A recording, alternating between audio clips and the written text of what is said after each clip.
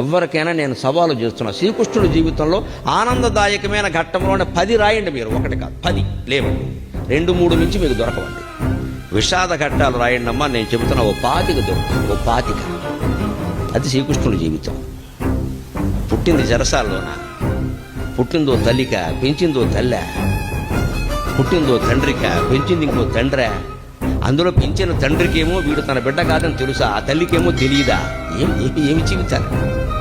అవునడానికి లేదు, కాదనడానికి లేదు, నిజం ఒకటికి తెలుసు, నిజం ఇంకోటికి తెలియదు అని పెరిగాడు మహానుభావుడు. పుట్టగానే చంపేస్తాననే మేనమామ, మనం ఎంత అదృష్టవంతులో ఉండే అటువంటి మేనమామలు మనకు లేదు.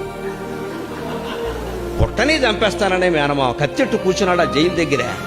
అదే శ్రీకృష్ణుడి జీవితం. అవతార పురుషుడు అంటున్నారు కదా, మరి ఇంత భయంకరమైన జీవితంలో కూడా భగవతత్వాన్ని వ్యక్తం చేసిన మహానుభావుడు శ్రీకృష్ణుడు. కృష్ణం ముందే జగత్కు.